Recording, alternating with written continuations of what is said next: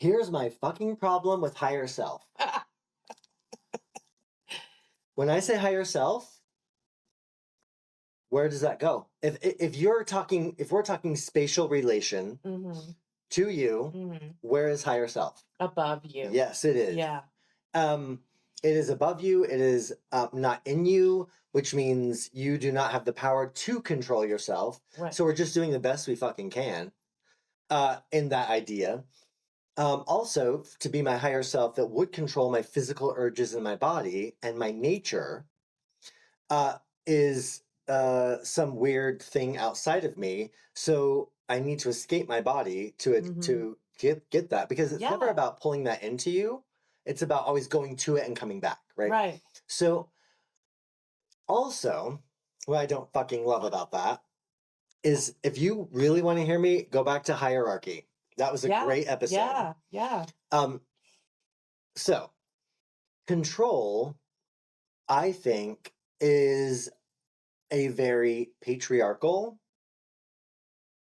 idea, because it's about having dominion over, controlling something, instead of integrating it or interacting with it.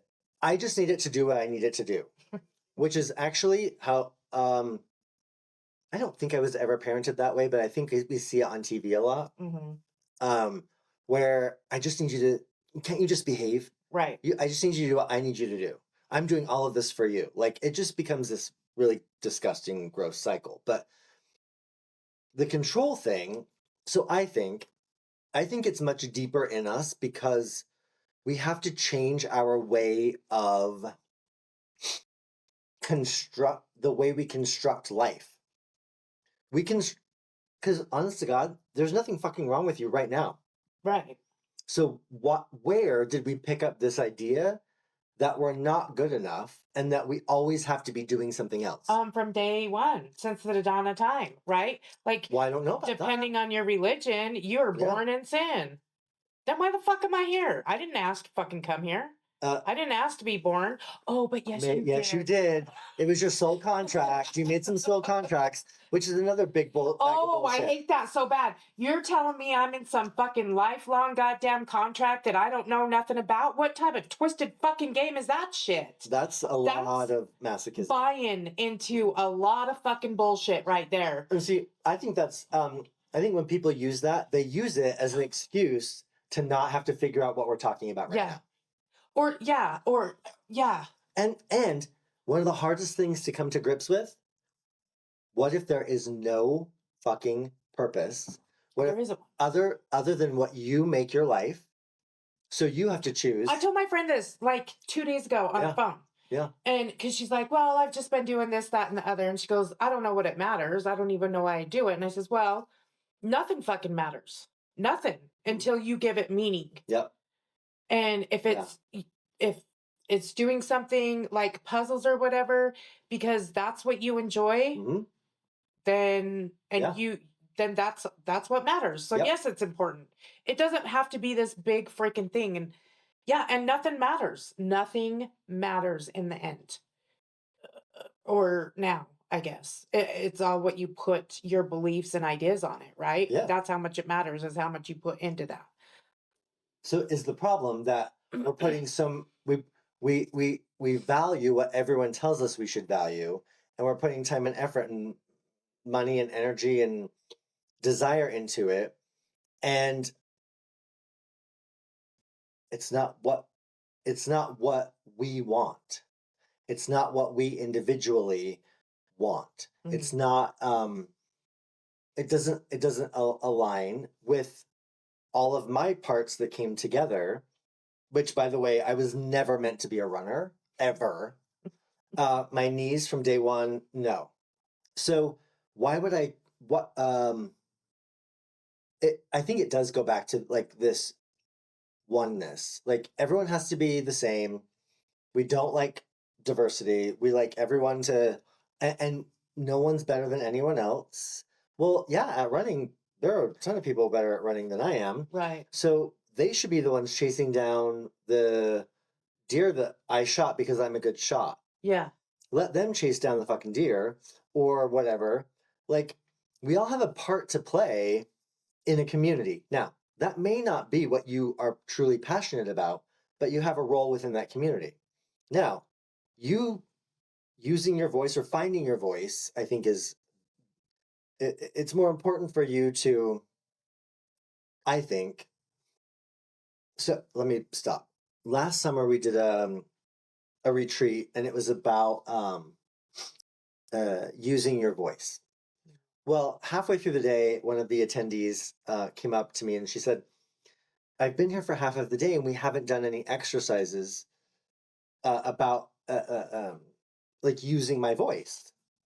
And I said, what comes out of your mouth doesn't matter until until you're speaking from your gut or your heart or whatever, because we're just regurgitating. So all of our exercises up to this point today have been you getting to exercises to help facilitate you getting to know that part of you, or even accessing that part of you. Because if you don't, then it doesn't matter how beautiful your voice is. If you have nothing to say, it's hollow. Mm-hmm. Like if you don't have a worldview, if you don't have a stance, if you don't just pick something that's going to be sacred to you and that you're going to defend and work for, it's all just wasted air. Right. So, and then the hardest question I ever ask anyone, including myself, what do you want? But if nothing matters, except what you assign something that matters to you, then how do you know? Like, do you care about it? No. I know things you care about. Kidding. I know things you care about. But yeah, but so, I mean, that's what's hard, I think, about living in the age we live in. So here you go. I'm going to fuck with you for just a second. Is that all right? Sure. Okay. So what if our luxury is what's creating our suffering? Oh, I absolutely 100% believe that. So, someone in a not so great situation is listening to our podcast going, I'd love to be able to just sit there and, you fucking entitled bitch. Fucking sitting there whining, bitching and moaning. Oh, must be nice not to worry about where your next meal's coming from. Right? So, let me also say this. Well, yes. Let me say this. We are pioneers in this new age of having the time to figure out what's important to us and putting our time and effort into it. No one's been able to do that. In fact, we've considered it a luxury. If and I think in the 80s and 90s it became, well, I don't want to do anything unless I'm passionate about it. I want my job to be what I'm passionate about, right? And so that's that still doesn't a big work. thing now. Oh, but people can't have it as their job. Right. So that's why I'm like, okay, so if you can't do this as a job, XYZ, then think of what the thing that you do make money with allows you to then do the thing that you want to do, right? But people, that's like not good enough. I'm like, are you shitting me? Well, so is it because we've seen too many athletes or too many whatever? But and Oprah. And Oprah, you get a car. No, not just her, but like this. So I'll give her credit. Like she brought more self-awareness stuff to television and all that, right? Yep. But at the same time, it was such a big push on do what you're passionate about, do what you love, make money. And then you hear, and I want to say you hear all these stories, but actually, if you was to break it down, it's not a lot of stories of these individuals who do what they're passionate about and make gobloads of fucking money doing it. Like it's rare. And that's another thing. It's put as it's easy to do. And if you just apply yourself and if you had self-discipline and if you would follow this plan, it would work for you too. Yep. So, and you could be like, whatever, and have all this. And that's what's been put in our heads from a young age. Like, if you just did this and if you wanted it enough, if you desired it enough, then it doesn't matter. Then it'll come and you'd get it and you'd be a millionaire painting all day. Yep. Yeah. Yeah. Yeah. I've been struggling. Now I don't even like to use that word anymore. Pretty harsh. Well, yeah, because I don't feel like I'm like violently thrashing about. Like on like one of those like you're using violent the Conjuring efforts movies. Yeah. To so what I've been having a hard time making fit together until recently was like spiritual and capitalism, right? Like in our current existence, and we've talked about this with language before, but how do you, or for me it was how do I, well, let me start with this. The I think the cop out is this: you shouldn't charge for spiritual things, right? Well, so I think it's a bit of that used to be the thing, and yes. then I don't know what year it was, but maybe the last 10 years it's been, oh no, you need to be compensated monetarily for the shit you put out. So they've kind of flipped that. And it's not working very well. No. At all. No. So I believe that like a lot of the pre capitalistic, pre-modern societies that had a shaman or a medicine person or whatnot. Yeah, those people, that was just their job, but the community worked as a whole in a smaller number of people. Now, what we're doing is we're I think I used the word the other day, and I don't think it's the right word, but we've made spirituality. I was said commoditizing, but we've made spirituality and those things a commodity with a price, and so I don't. I think it's a weirdly mutant blend of our belief system and our religion is capitalism. So how do you make and fit spirituality into that and make it work? Because the rules, the codes of conduct that we hold each other to are different. Now, I think it gets very messy when it comes to, well, if I'm going to do what I'm passionate about, which is doing sessions with people, spirit-led, influenced, whatever, sessions, I have to make that make money. If I want, now, this is how bad it's gotten for me. And this is why, like, my gods, whoever is pulling the strings on the other, whatever contract I signed before I came here. Yeah. I was just over the last weekend, we did a ritual for fall equinox. Completely spirit led. So the one part came to, I pulled her around. I'm like, oh, what are we sacrificing? I reached into my bag and I pulled out a piece of paper, and I had a stamp made for Dutch Avenue, which is my art business. Well, I picked it up. There was a stamp on that side. I flipped it over. There was a stamp on that side. I opened it. There was a stamp on both of those corners. Opened it again, and there was a stamp on all four. There was not a blank space. And I'm like, oh my God, I have to sacrifice my art business and not do it for money.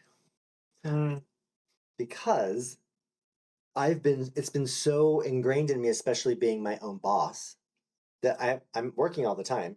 Also, it's been so ingrained in me that my passion is the way I'm going to make money. Or let me back that up. I want the way I make money to be my passion. That if I feel passionate about doing something, it's now automatic for me to say, okay, how can I make money on that? Mm-hmm. Automatic. Mm-hmm. And I don't, that's a programming that I'm not. Okay, but it's also a reality. If you're spending X amount of time on something and you don't have a 9 to 5, you have to make money somewhere to survive. Yeah, that's why people sell feet pics. Or do strip teases and chicken costumes. That was hilarious. When you sent that to me, I was dying. I watched the whole thing. And that was a video. I watched it a couple of times and I'm like, that's great. Yeah, so we could go do that. Yeah. I was also amazed. I was also amazed that there were kids watching. And that there was like it you like can't see no body parts, but no, yeah. God no. And like it had like this little negligee like dress on, and it was overalls. Oh, it was overalls? Yeah. Oh. It was slutty. And I was jealous that it was getting that person made money doing it. Anyway. So every bit of my time has to be spent making money. Mm-hmm. And that's just a conditioning that I've allowed, you know? And so now trying to figure out how to do things different, I think that's really where my self-mastery, which is not self-control, comes into play. And there's actually a new word that I'm playing with, and it's being self-sufficient. And not in terms of growing my own food and chickens and whatever, but being self-sufficient in terms of me providing for myself. Because I pulled runes the other day. It's been a struggle, and I have to find a different word with things. But I pulled I pulled a rune. It says, what do I want? I was trying to create boundaries. I said boundaries earlier. I was trying to create boundaries, but I was trying to create boundaries around what I wanted. Well, the runes were little fuckers, and it was so low, and it's still on my wrist. And I'm like, I want to be chosen because it's the rune of the Valkyries. I'm like, oh fuck, I just want. Okay, this is now understanding on a deeper level. They were like, oh well, this is what you want, but in a way of like showing me what my next chapter in my shadow work, which I hate that term too, but yeah, my next dive into my own self-development. Evolution. Yeah, your own evolution. Yeah. So what is it that you want? And I was like, I want to be chosen. And it was very clear. And I was like, oh shit, so everything I do is so that someone will choose me, or people will choose me, not choose me, right? And then it shows up a little deeper where there's maybe somebody I was, thought I might be interested in, and then it was made very clear that that wasn't reciprocated. And I was like, and all of a sudden, because I'd opened myself up, all of a sudden I felt that pain in my chest of the rejection that I'd experienced, 30 years ago. And then even before that, as a kid. And so I just had to feel that. I just had to let it come out. I think I just have to feel it because I didn't let it then. I suppressed it so I could make it to the baptisms for the dead and cry in the font, whatever. Like, oh my God, that's the name of my book. Crying in my font. Yeah. He peed. No, I just cried. Peeing would have been more acceptable than emotions. Blood. Yeah. So then I'm like, well, shit. Okay, well then what is it that I need? And you need? It was Eeyore, and it was breaking boundaries. And I kept going with my divination. What boundaries? Fuckers. It's ridiculous. The box that's set up that asks what are my boundaries and criteria for feeling happy, for being happy? It was the 10 of cups. Whole idea of what that looks like. Yeah, because here, happy is me being chosen. Mm-hmm. Because then things are fine and someone wants me, versus breaking boundaries about what this is where the self-sufficient comes from. And this is where, my next kind of deep dive into that alignment concept is going. But it will be about creating my own.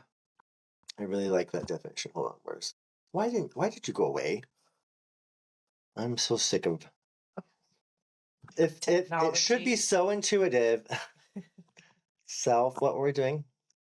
Oh my god. About like reading glasses, I can't do shit. Okay, what we said, self-control or whatever. No, self-discipline. Oh no, discipline. Discipline was the word I wanted. No, stop it right now. Discipline. Not examples, definition.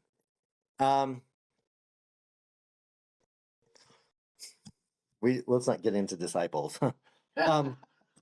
Let's not. So, if discipline is the practice of training people to obey rules or code of behavior with punishment, right, or other undesired consequences for failing to comply, for me, I think it's just about for me, the discipline moving forward it goes back to that thing I said about boundaries, which came from another diviner. But boundaries are not about putting up walls. It's just what you want, so the goal. What your own sacred quest is, and you've figured out what it's gonna take to get there, and you just hold to that while enduring. Yep. The struggle and suffering. This is where. Does friction mean struggle or suffering? No, like, and I'm not being negative or whatever, but it is. You do. If you want to accomplish something, you will have struggle and or suffering along the way. Because you don't know. It's stuff you've never done before. You're going to have to get really uncomfortable with stuff. Mm-hmm. Or you're going to have to like train your mind or body mm-hmm. to think or do or be differently, mm-hmm. which results in a struggle. You're struggling with yourself. You're struggling to take your body from what it is now to what you want it to be. You're struggling to take your mind from what it is now to what you want it to be. Yeah. Right? So. I don't know. Are you violently doing it? No. We need a different word. Yeah. Well, I'm just saying. Yeah. Like, no, I'm with you. Nobody's getting out of this. So that's what I think a lot of it is too. Yeah. Like well, for me, Kay, I was trying to find something to not be waste of space in the world and drainage on civilization and all that. So you look for stuff, what doesn't work. So you start looking in different ways or whatever. And it's a lot of people, self-help, spiritual leaders, whatever you want to call them, it's all about the end result and how great it can be if you would just do X, Y, and Z. And they all seem to skip the day-to-day struggle mm-hmm. on what it takes to actually accomplish that. And I think it's very misleading. And then people try stuff for a week or two and they're like, well, fuck. It ain't working, so I'm out. Yep. I'm not doing this no more. Yeah. So let's just not pretend that it's all, but it'll make you so happy and you'll be content and whatever. No, you won't. You will be uncomfortable as fuck. Mm-hmm. So get comfortable with being uncomfortable. Is that life's new motto? Like, so make struggle not struggling?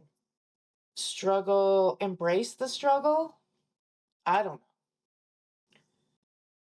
Or what is it like? So struggle, restraint, like Houdini. Once he stopped struggling, he was able to just weasel his way out of the straitjacket. Like slip out. Yeah. So, and I'm far from being educated in human behavior, except for the 50 years I've watched it right, and lived it. right. The challenge comes when we try to reprogram ourselves. Right. So is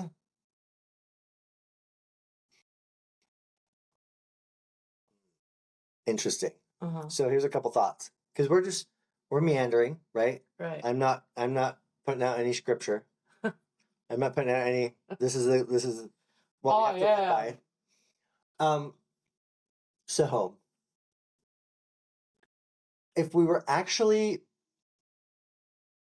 programmed, if we were raised in the programming that was our nature, why would we have to reprogram ourselves? Right.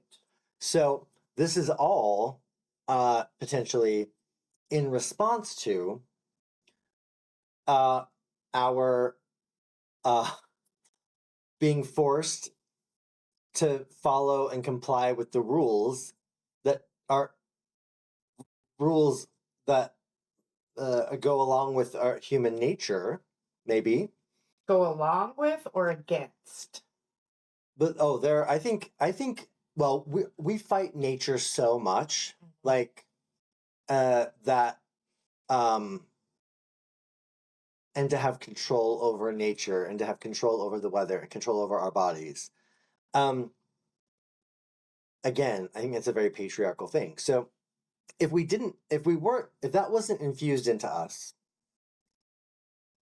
then we wouldn't, our natural, like, oh, I'm going to learn to do this, wouldn't be as intense, because the friction wouldn't be there of resisting that. Now, what I mean by that is, if I've always learned which this was a big thing for me, when I learned to shoot, I was shooting a shotgun. I didn't really get taught how well, but in the last 10 years, I've done it a few times again. But I held the gun and kind of leaned back. Well, one of my friends, her husband, said, "Hey, if you step forward and then lean into the gun, that changed everything for me." So that didn't, because I hadn't been hunting for years and years and years and done it the old way, it was easy for me to shift into a new way of doing it. But if it's been beat into us, literally for some of us, for so long that you have to comply with the rules, or there are consequences, we are going to find it very difficult to change. Because, especially if that change is attached to our safety and security, being accepted by other people, being social. Right. I was going to say, that was a past episode, right? Yep. Like, yes, being alone, why Yep. people feel so lonely. Yeah. Yeah. Because they're being pushed out, ostracized and bullied and abused and, physically, mentally, verbally, whatever. Yep. Yeah. Because they're not conforming to the rules. Mm-hmm. And some people can't. Like, if you get someone with autism, they have a very hard time doing it. They can mask. Yeah. You can mask it. But then I listened to a woman, she was on Glow Up, which is like a makeup competition show in the UK, right? Okay. I had to say that because you guys start looking it up and you're like, he watched what? But what she said was, what happened for her was that eventually because she wasn't diagnosed until she was like 20. What she eventually realized was that she had been trying to be something she couldn't, but it no longer worked. Mm-hmm. And so I think we all reach that point where we can mask it as much as we want, but nature will our natural body chemistry, whatever, and then even sometimes how our emotions will eventually break through what we think we're holding back. So I actually do think that this is a really interesting storyline of man trying to control nature and our nature, and yet nature will always win. You build a house on a cliffside over on the San Andreas Fault, but it's a beautiful view of the ocean, and it's higher than everyone else. Yeah, but and it's you just paid gonna a lot go. of money for it. Yeah, and yeah. And so I think we have, for some reason, because it was taken away from us, probably, such a desire to control something that will control anything, including ourselves.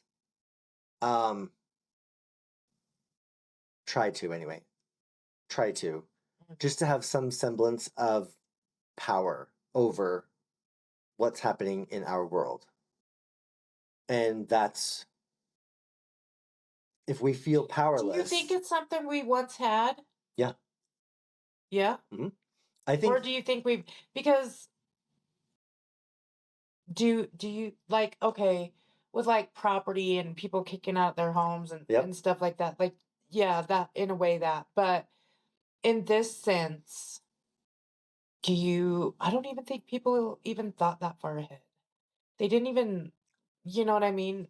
Yeah. There was no living past a certain age. There was no time to do any of that, right? Mm-hmm. So I think that if we go back to like hunter-gatherers, or even if we go back to the indigenous pre-Americans, they lived in in a harmony, in a balance with the things around them. They migrated.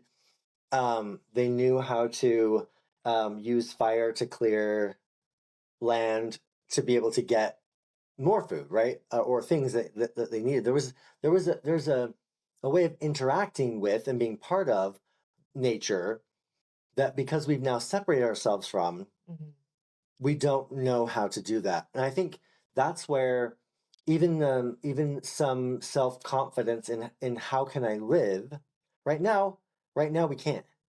I couldn't step out. I couldn't leave society, go out into the mountains here, especially in northern Utah, and survive even a week. I wouldn't know how. But back then, It was that just wasn't something you knew. Yeah, it was just something. Yeah, because you learned, you had to. It wasn't going and getting bananas from the Walmart. So I think that we have, but it's a different mentality. It's a different mindset. When it comes to that, and I think part of the challenge is that with how society has developed, and where we're at now, our ancestors saw those practices as heathen and uncivilized, so we've put them away. And you have to, with the Industrial Revolution, people work in factories, and they are reliant upon the company to pay them to then they buy food, not grow food.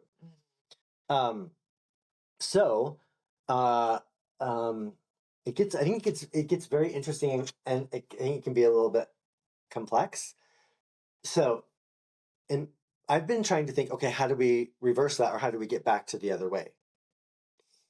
And that's, again, just resisting the current situation. So, what if, and I've been playing with this idea in my head, what if the way,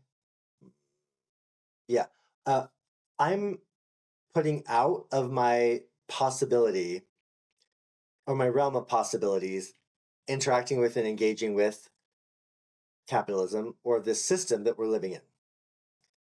People who are really good at the system, getting credit, buying property, management of money, right? Those people are killing it. My core says that is not the natural way that I feel connected to living. Right. Now, but I don't have the skills to do the other. And I don't live in a place where I can do the other. Yes. And we're a bit stuck. It's a lot hard work. A lot of hard work. And so like you do watch the homesteader shows and all that. Oh yeah. And they make it look like they just go down and chop some wood and build a cabin and it's all right. But no, if you pay attention to those shows and the equipment they use and like yeah, they're spending thousands upon thousands of dollars. Yeah. To just get their homestead fit to where they can try and be self-sufficient. Agreed. On it. Yeah. Well, and I like the I think they're mostly on YouTube, but the video where it's the guy and it's all fast forwarded, but it's taken him like a month to build this underground log cabin that's show him living in it or whatever, and it goes or even like a whole year. Like there was one that was like he worked on it for a whole year. But he took the axe, he chopped down the wood. I don't even think he used nails. He did all the cut. Yeah, like all the dovetails Lincoln and stuff. logs, yeah. Yeah, and so that's great. You know, how many rabbits is it going to take to sustain him to live there? And he doesn't live there. He builds the house, makes the video, maybe uses it as a hunting cabin or something, right? But that way of living is very different. And for all of us to go back to that, I would love to find or to have a homestead that I could go to, and I could, but I was even watching the one guy one day talk about property taxes. Yeah. So then you have to make that. Man, you have that one guy, and he's constantly forever building, selling wood to pay his property tax so he doesn't lose his land. Yep. So the taxes and the government, not that I'm anti-government at all, and I think we see how complex and how these things they create tension. And so it's hard to, pardon me, when you're stuck in that tension, let me give you this example. There's a tension and a play with sexual energy during sex. And we thrive in that. And we enjoy it and we work with it. And that's good friction, right? Now, but in other ways, like in this situation where we're caught between this doesn't feel right and I want to have more control over this, but I don't want to have control over people. I want to, the system isn't working for a lot of us. Right. We're caught in that tension. It doesn't feel good. Right. And how do we do it with the amount of people that we have, with the laws that we have, with the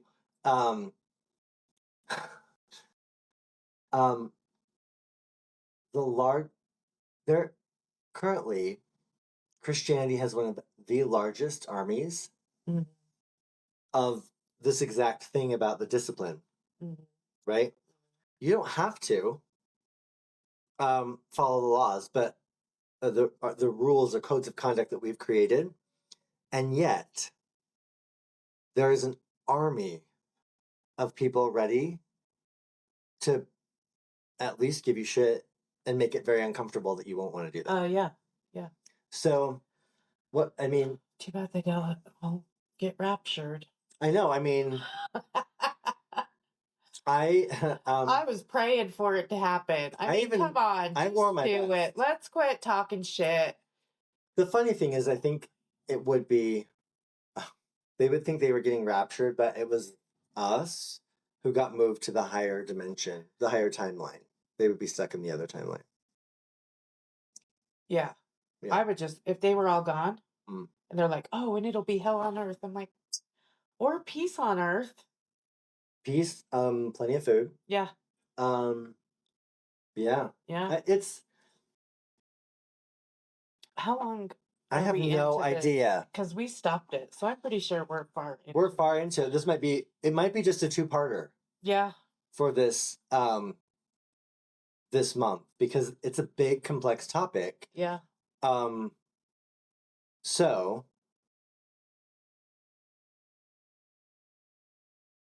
what we'll do is come back, like just close it out, and then after that we'll say, okay, we're about halfway through the episode, so listen to it again if you need to. In 2 weeks, on the 15th, when we come back, you'll have the rest of the episode, and then we'll do another intro, and that way I can piece them together. Yeah. This is long. Yeah. What time is it even? 2 o'clock? Holy shit. All right. So,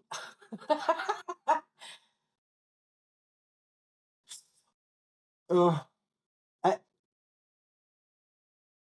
I think it's like a dense forest that has not been cleared, that has ecosystem within ecosystem within ecosystem. And there's no trails, No paths, no, or even like animal tracks or to lead or guide you in like, oh, water's that way. You're just gonna have to go in it with your machete and cut through the brush and cross your fingers and hope you find hope you don't hope you find water. Hope you find your way.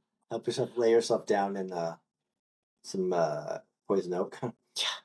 And that you find your way. And so that's why I think for me, I turned it into how my worldview is how I'm going to interact with things that I encounter.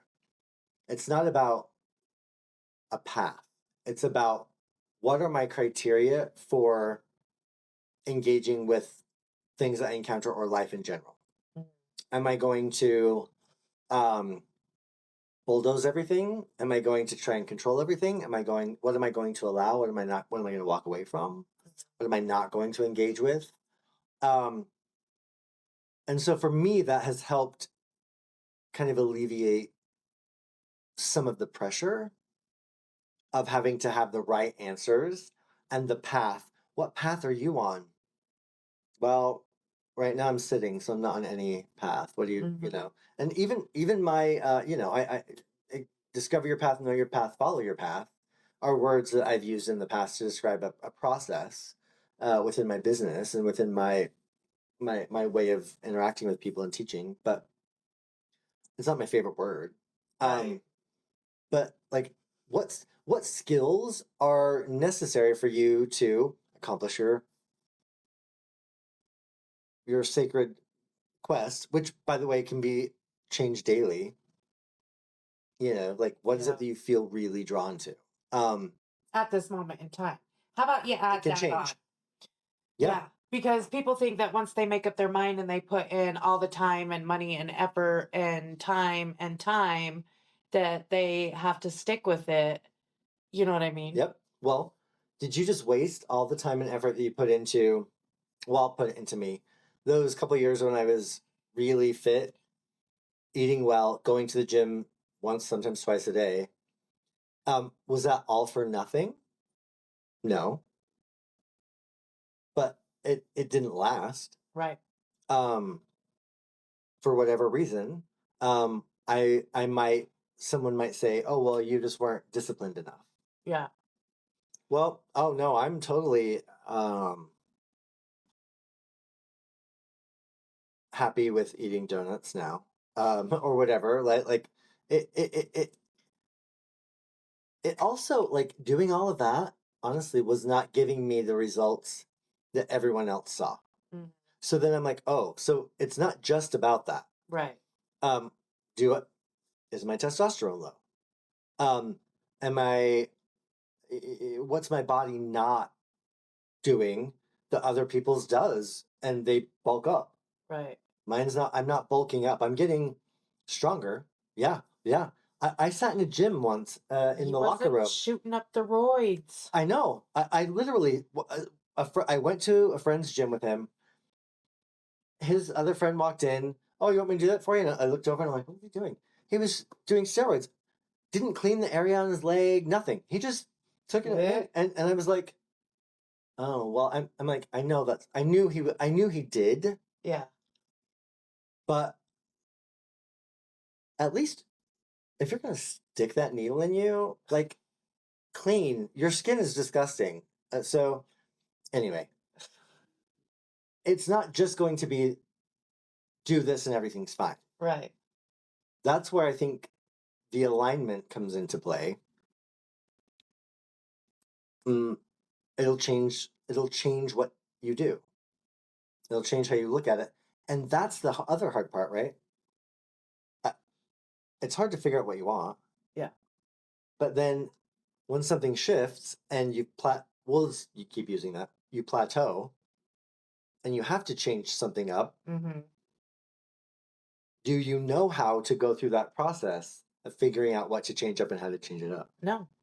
And not many people do. No. Correct. Nobody does. Yep. Because it's what you did is not going to work for me. Right. Not only are we not of like the same sex, so hormones and everything are different. Correct. But there's a trillion other factors that go into that on why it would. Maybe it will, maybe it won't. Maybe I'll do it and say, oh yeah, and lie and say, well, yeah, I did what he did and it worked out so great for me. Yes. Yeah. Yes. And it's all a big fat lie. Because you don't want to be seen as a failure. Yeah. You don't want to be ridiculed. Right.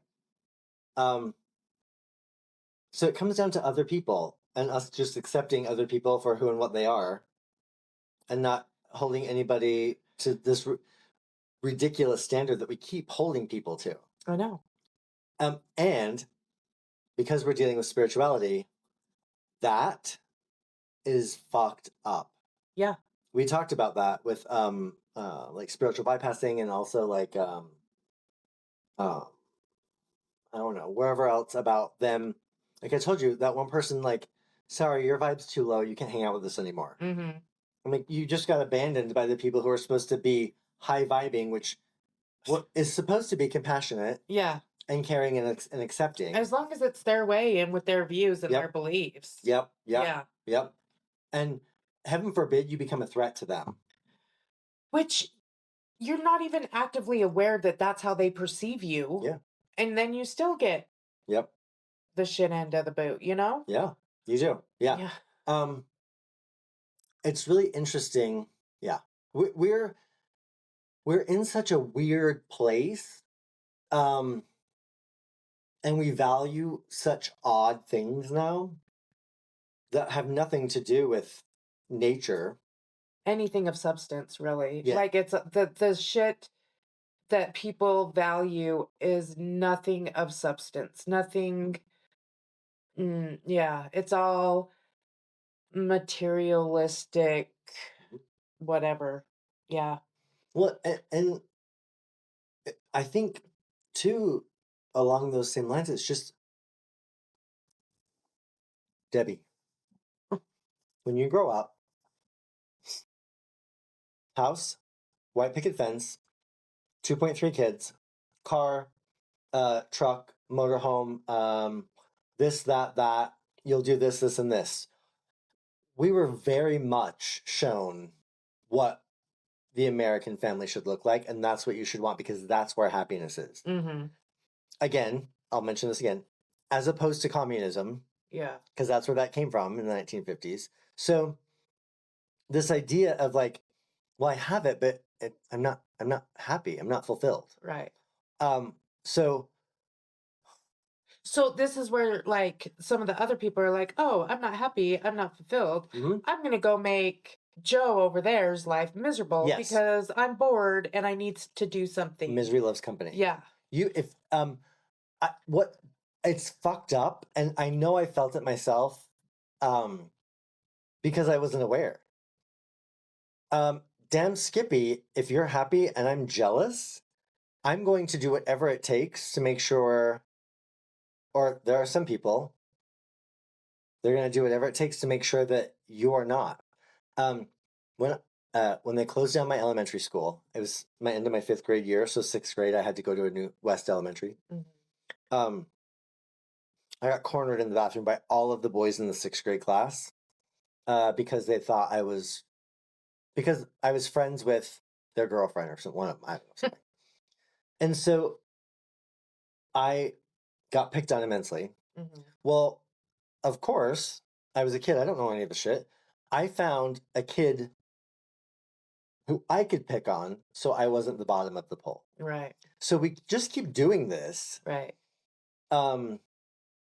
To ourselves. And instead of, going internally and what is it that I really want? And I'm finding the courage to do it no matter what. We would rather just make everyone else miserable.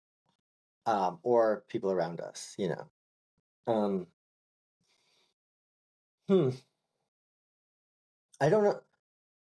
don't know. Oh, it's October.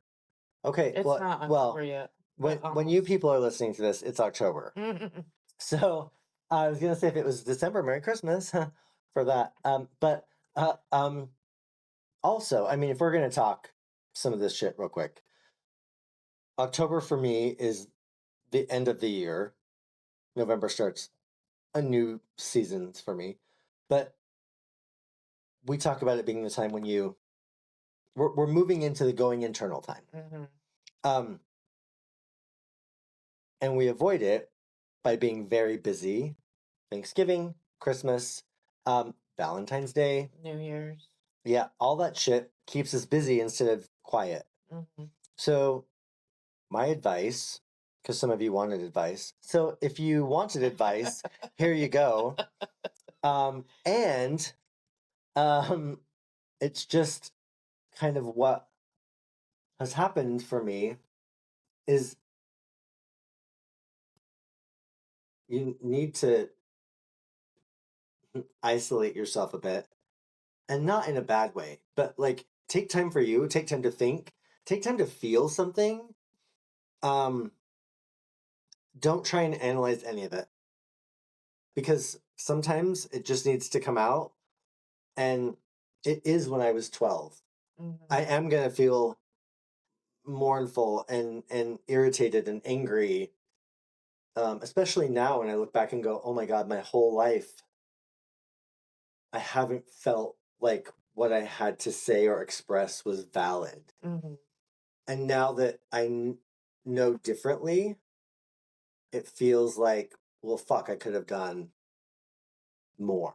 Like I missed out on things. But that's part of my FOMO with being an Aries too, I think. But it's irritating. So don't go to half of the fucking parties you're invited to.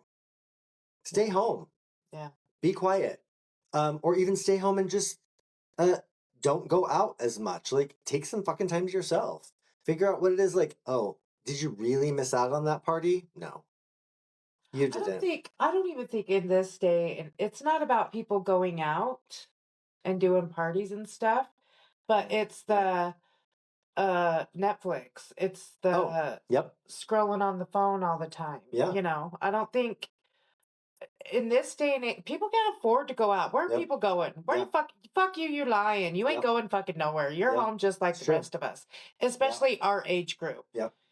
Even my son, who's younger, they can't fucking afford to go out. No. They can't even afford to live on their own in this day and age. No, they can't. So they're not going, I mean, maybe once in a while, but it ain't nothing like what we did. No. But of course, we just went to the canyons and stuff. Yeah. We didn't go to places where you had to spend money. Right.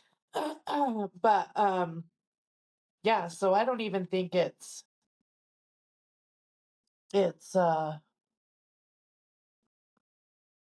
going out. I think so. When you say like be quiet, don't be distracted. Maybe limit your distractions. Yeah. Because I was going to take down my TV. Set a timer and just see. So you know what I caught myself doing is I'd grab something to eat and I'd automatically get on social media. Yep. And scroll while I'm eating. Yep. Uh-huh. Yeah. I did that this morning. Yeah. I sat down with my oatmeal, and if I don't sit down with Henry, he won't eat. Uh-huh. So I sat down there, he eats, and I turned on TikTok. Yeah. Scrolled while I'm eating. Yeah. If that's not going to give you indigestion, I don't know what is. Right. My battery is about to die. Yeah. So, we know you've had plenty of thoughts and ideas about this shit. So, please leave us a comment. We hope you've enjoyed the two-parter. Yeah. It's a big topic. They're dense. It's never like probably as easy as we think it's going to be, and it probably is never as hard as we think it's going to be. Thank you for hanging out with me and wandering through the muck and the mud. So remember that if someone tells you your vibration's too low, you just say, go fuck yourself. My vibration is just fine.